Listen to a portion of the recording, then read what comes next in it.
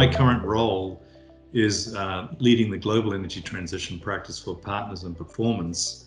If I think back on my life careers, most of them have involved leading change, in multiple organizations, industry sectors, and actually around the world. And when I think about the energy transition, it's all about change, right? And just massive change. So today I'm supporting the leadership teams of global companies navigate that change.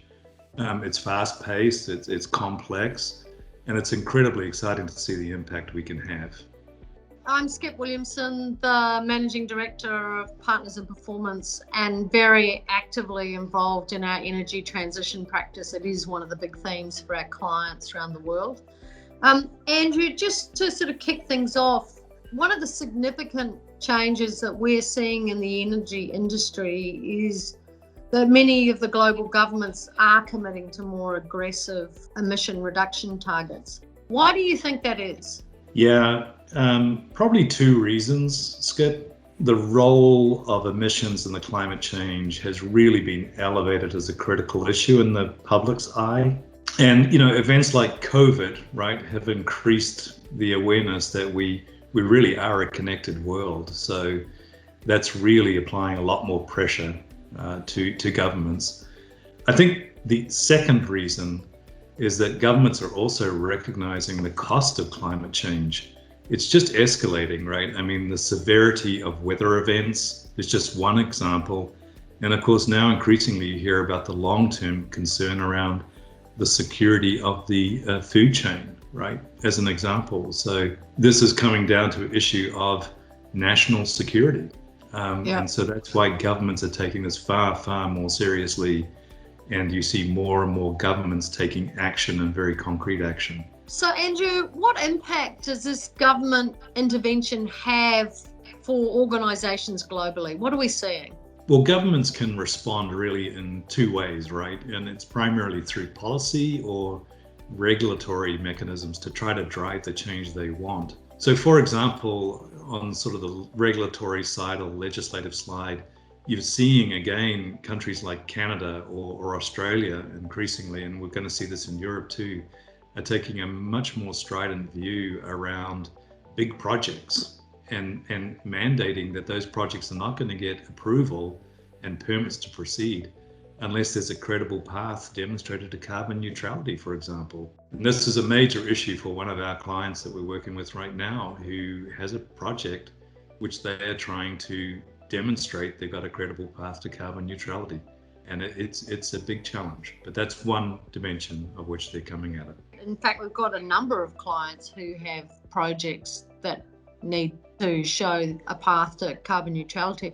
I guess the positive side of it is, and we're helping them find that path. I mean, this is not an impossible ask for them. Absolutely, and I think that's so true. And look, the other dimension here that governments are using is obviously the effective use of a carbon tax or a carbon cost equivalent, right? And again, we're seeing a lot of movements in that. The European government just committed to their 2050 carbon neutral objective.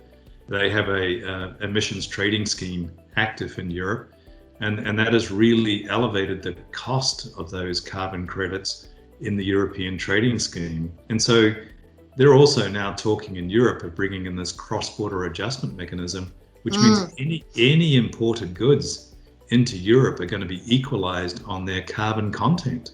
Exactly. So they're trying to level the playing field, right? So it's a big issue. So Andrew, what benefits, if any, do you think that a more stringent policy situation will have on this energy transition? Yeah, great question, Skip. Look, before we get into the ramifications of policy, I think it's important to note that from our experience, actually, corporations today, organizations are really leading the way around energy transition and decarbonization. So many of them actually way ahead of the government regulatory environment or the policy environment. And that's really the smart thing to do, because there is so much that a company can do today to get ahead of this problem and move independently of regulatory frameworks. And that's certainly what we'd recommend out of the gate. And, the reason that we're recommending that is in large part, ironically, economics, which is You know, if you think to 2030, for most of our companies, we're getting them at least a 50%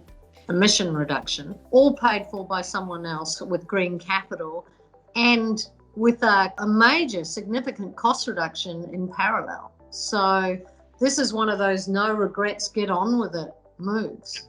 Absolutely, because as we've talked, look, renewable energy, solar, wind, I mean, you can argue to the end of the day, but it is the lowest cost of generating power today.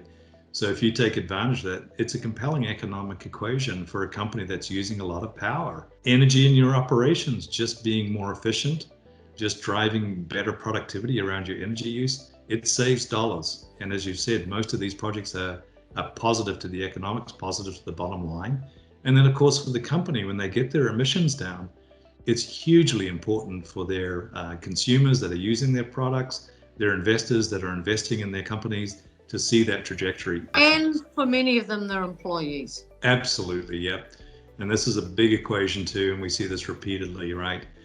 Employees want to work in companies that are taking responsible action on this. Well, Andrew, thank you so much for taking your time and giving us some insights on where this is heading. Yeah, no, of course, Skipp. It's always great to talk about these things. It's an ever-moving field, and every week we seem to discuss this. Something different is coming up that needs to be addressed, and that's the big challenge here, right? Is really getting to what the answer is today, as opposed to what it might have been 2 months ago.